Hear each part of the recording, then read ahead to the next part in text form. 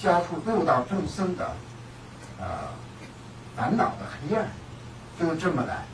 起心动念，把这种菩提心来点的，那么就内容就不一样，那就方式是一样的。那基本上所有的宗教都磕头也是一样。我们因为是有磕头，所以就是你不是佛教徒，也不能这样做。这些都在人间，都在社会上面，那就看着这个时代的发展来，可以有个传法的方式是没有错，核心的内容是不能变，我是这么认为的。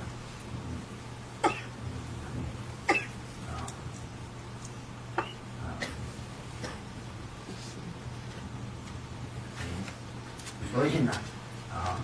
那就刚刚讲的是智慧感、菩提心的，也可以算也不算的传法吧，两片吧，就这样。那我讲以上的这些是为了什么呢？我们今天在这边念了课本，从这个83页翻到83页。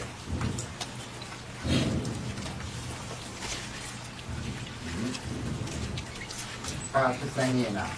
常修发心离贵安乐名。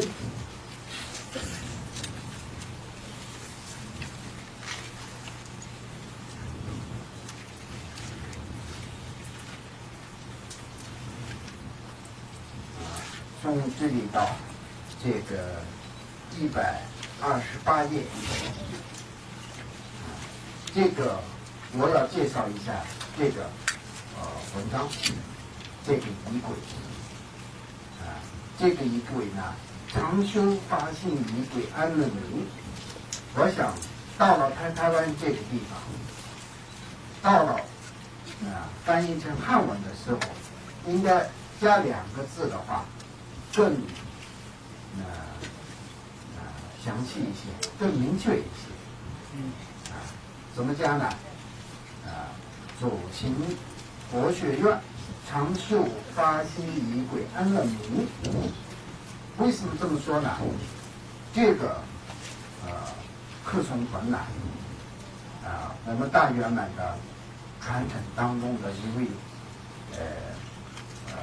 成就者，佛子先生他他写的，他是为了什么写的呢？他是170多年前创造左倾修日新佛学院。这个时候呢，他是为了这个佛学院的喇嘛出家人每天早上都要念的这个早课，为了这样来编辑这本的这个。那前面的还有后面的一部分呢，后来增加的，为了什么增加呢？就要也是很重要的八吉祥松，还有呢35佛禅等等这些，还有莲花生大师的土杖刀、随意七情丸，这些都是增加的。为了有一整天的发挥的这种热忱来增加的。真正来讲的话，核心的内容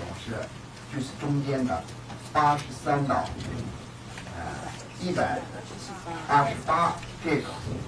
这个是左倾传承的修日新佛学院的早课。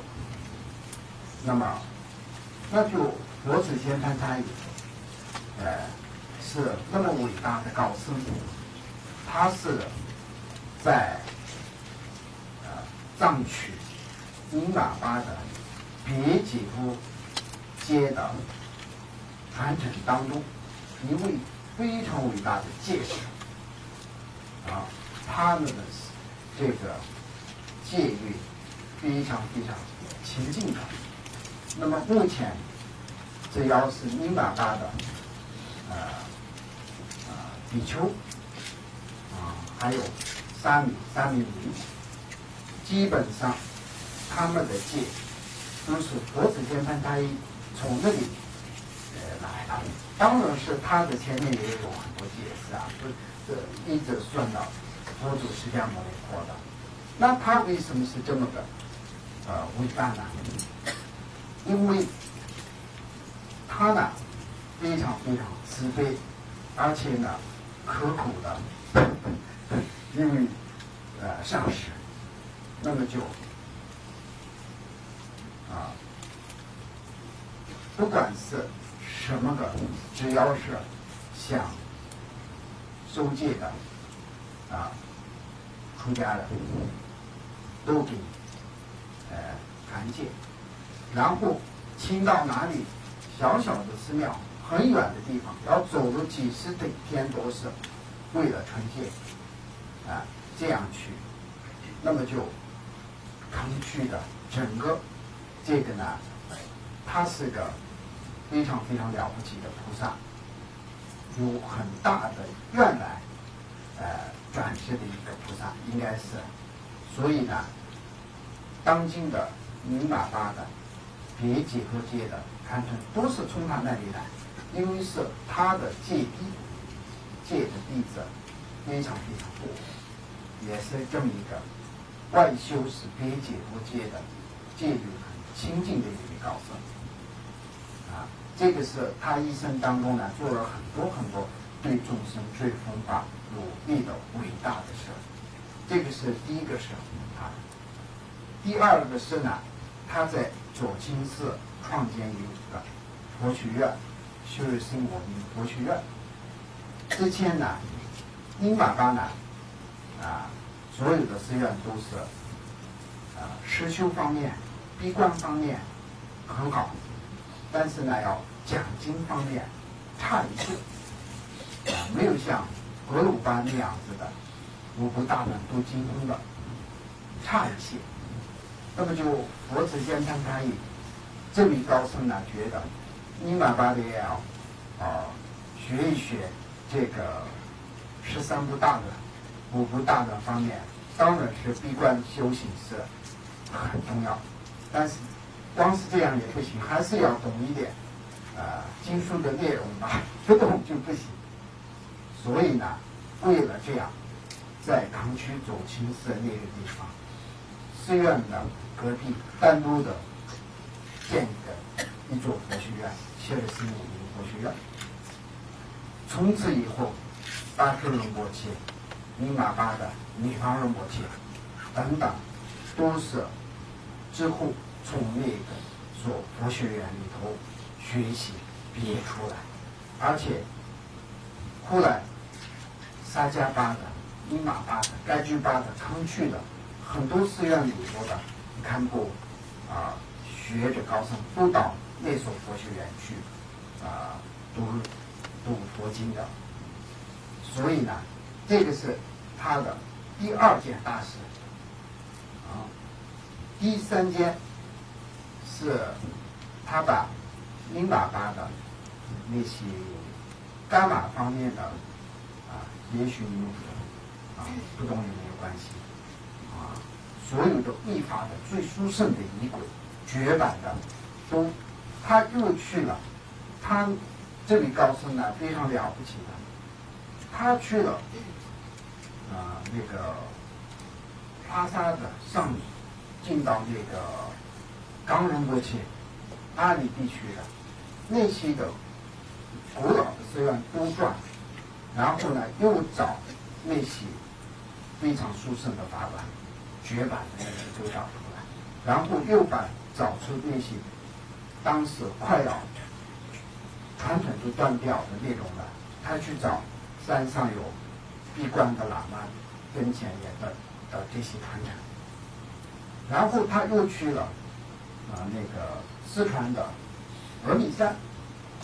那个时候去峨眉山的西藏的高僧当中，我估计的话只有他一位吧。这样他的传里头有他去峨眉山朝圣的。这样一个旅行家啊。那么这个是把伊玛巴的最殊胜的那个伽马方面的仪轨图编辑出来，整理到一起，然后又刻在木板上面刻版，然后而且人都到处都去找这些的传承，自己接受这些传承以后，又传递很多这些接班的人，这个是他的第3件大事。第3个，第4个呢，他呢本身就是所有的修行人都是当然是修菩提心的啊，没有一个不修菩提心的。但是呢，菩提心的修法方面非常非常强调。那么以前藏传佛法里头的，大概700年前吧，那个时候阿底峡尊者等等达当巴的修菩提心的，因为是那兰陀斯的传承，菩提心方面讲入菩萨行论是非常非常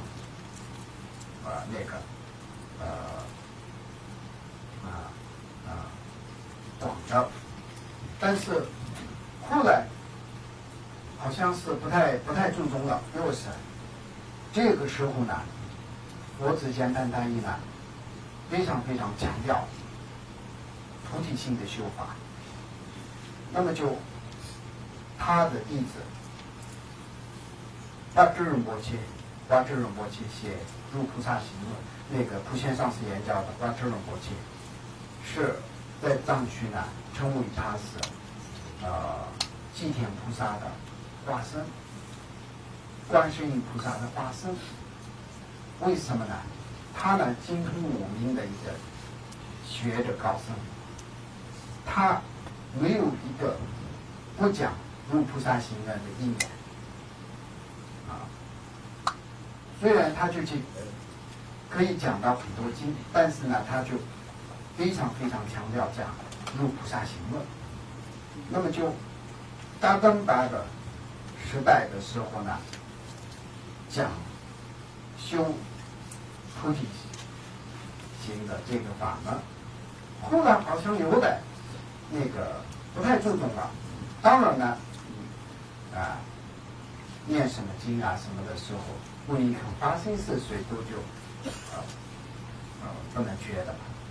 但是呢，很注重的没有这样，好像看起来。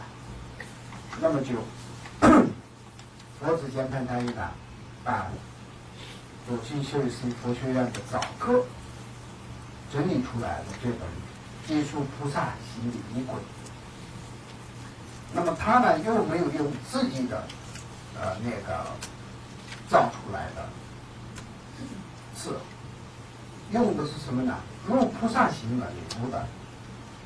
就引用起来，然后呢佛的经典里头引用起来编辑的。如果他有自己要写一本的话，当然没问题啊。但是呢，他这里头的都是经典，然后入菩萨行论，印度的菩萨大菩萨论师们写的那些里头引用起来，编辑在这个当中。这个是一个，也是个非常非常更有价值、很殊胜的。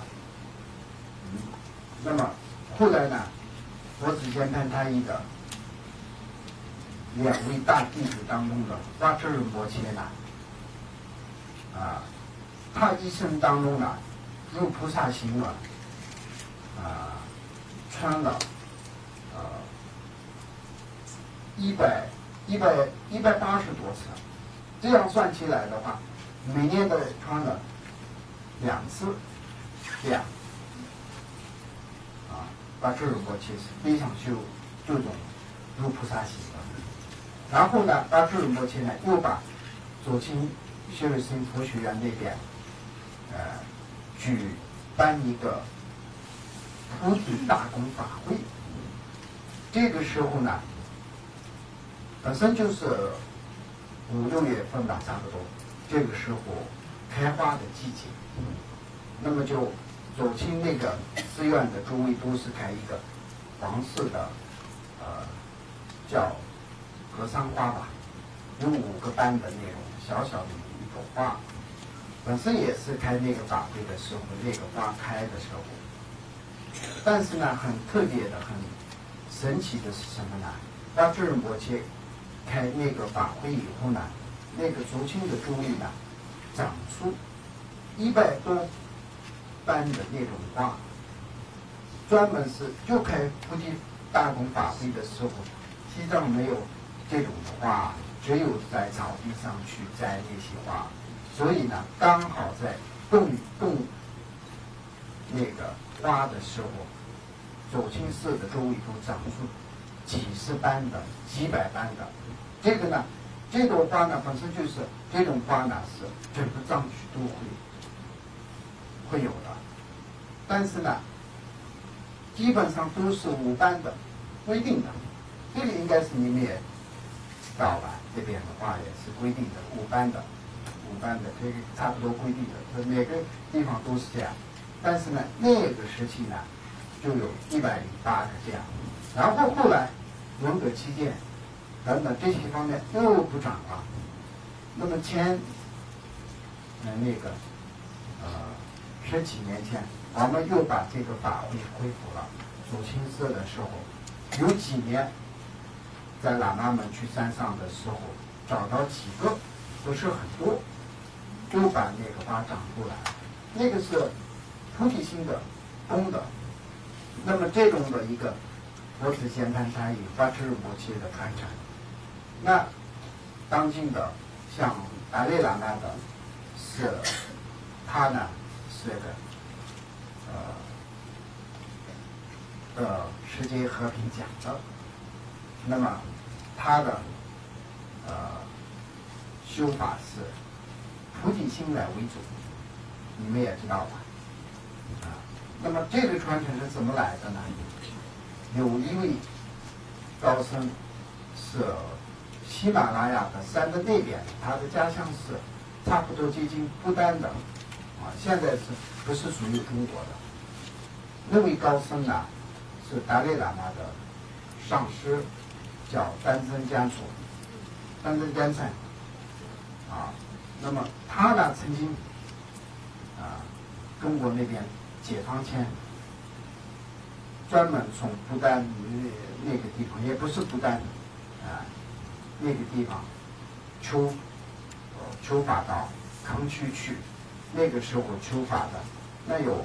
最殊胜的地方是左倾寺，去了左倾寺，接了八智仁波切的传承的这些菩提心的如菩萨行的法类。那后来他回去了以后，开始的时候不太出名的，也不是什么仁波切，是个普通的喇嘛。但是呢，他到康区去，非常聪明，那么就学问很高，所以后来西藏这边呢，就文革等等这些的之后，他就回家乡了。回家乡了以后呢，在印度那边各个教派西藏传承的所有的高僧大德都建立个佛学院，在瓦拉纳西。那个时候请他过去当老师。这个时候老师开始的时候一个普通的老师吧，后来他就变成一个老师的老师，所有的那些个新堪波都是拜他求他传法这样。那么同时达赖喇嘛也是拜他为第3个老师。他没有出西藏之前有2位金士，后来到了印度寺，他觉得这位高僧是最伟大的。那么就他的所有的传承是左倾的佛门的传承。那么就达赖喇嘛经常就讲到菩提心的时候，他会提到他的这位上师，这位上师的传承是八智仁波切的传承。那么我讲给你们听这个故事是为了什么呢？那就你们是作为左倾的传承，那么左倾的法，我要总结一下，给你们介绍一下。第一个，戒律清净那戒律清净里头，出家有出家的戒律左倾寺里头哪一个仁波切也好，堪波也好，出家人也好，还俗啊或者什么的话，不允许带的，一天也不允许带的，要到其他地方。如果他修行很好的话，也是到另外一个地方去闭关。如果别解脱戒的戒律有问题的时候，曾经是这样一个规定到现在也是这个。那么就出家有出家的戒律，在家有在家的戒律，不是说是你们要接受出家的戒律，否则不是走亲的传承，不是这个意思那么别解脱戒是一马八的，有1000多个寺院当中，左亲寺是戒律最清净严格的寺院。为什么呢？因为是有佛子仙盘他有的传承最高深的功德这样。然后是外修是别解脱戒。那么那第二个是什么呢？修菩提心是左亲的传承内修菩提心那么就作为左亲的传承的话，华佗仁波切跟佛子仙盘太等等，这个菩提心的传承是很重要。第三个，内修大圆满的禅定，这个是从第一是左亲法王是因为是修大圆满正的成就的，所以叫左亲法在马行正。那么就左亲是左亲的意思就是大圆满的意思。左亲是它的法门是什么呢？大圆满的禅修。那么别解脱戒、菩提心大圆满的禅修，这三个是左亲的法门。别的传承不是说没有这三个，有了这三个也不等于是左亲的。但是呢，左亲的传承非常非常这三个，这个就不能忘记所以想做一个左亲传承的弟子的话，那就出家有出家的戒律，在家有在家的戒律，这个两个也是就各守各的。但是呢，戒律方面很注重的有这个概念。第二个当然是所有的大乘佛法都是修菩提心的，这不是如果说这是不修菩提心的都是左亲的传承的话不正确了。但是呢，左亲的传承的出家人也好，居士多没有慈悲心、菩提心的话，那不是左亲的传承不修的话。所以第二个、第三个内修大圆满的禅坐这个呢就讲不完了，应该是你们了解知道。所以呢，大圆满的禅修来证悟是左亲的传承那么那这次为什么开这个法会呢？之前在香港那边有学生佛学院的道场，那么就虽然呢很多道场都是开什么马哈嘎拉的法会还有什么莲花生大师的法会等等，这些都是也不是说不殊胜，很殊胜的。但是呢我呢还有其他的仁波切，我们想一想，要左亲的传承的把那带到这个海外去的时候呢，首先要带到菩提心的这个法会是带出去的话很有特色的，是一个特产吧所以呢应该是带这个礼物去是很重要、很殊胜，这么想。所以呢就编辑推广出去这个。所以呢这次温国仁波切在这边中心开法会的时候也是这个是觉得很殊胜，所以我们念诵这个法本是什么呢？来源，这个元气我们都要知道我们就多念普贤心愿品也可以的，每天多念护法也可以的，每天多念莲花生大师祈祷文也是可以的，急的愿望也可以的，这些都是每个法都是很殊胜的，不是说不殊胜的，但是呢，这个也是的，非常非常殊胜的。所以呢，如果说今后应该是温波仁波齐这边，中心这边应该可以请这个法本吧？这个我没有权利这个是中心的权利。如果能够的话，这个法本翻译的呢不是最好还是这样那个一下，这个法本今后走亲传承的弟子们念不了前面的这么多也可以没有关系，后面的也念不了也没有关系的就把这个中间的这个83页到128页的这个每天都当做早上用早课来念的话，非常殊胜。为什么呢？它这里头有皈依，对吧？然后有迎请诸佛菩萨，有供香，也有沐浴等等慢慢都在这里头。那么如果说这个我觉得应该有分为2个修法学佛的人。如果专修大圆满法的话，那是个另外一回事，就念普贤上师言教，还有大圆满的课诵法，这个是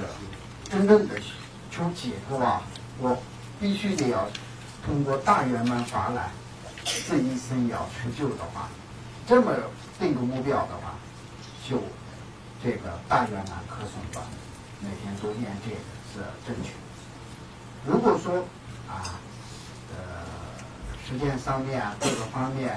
修大圆满，留的那个好像修不了吧？有这种的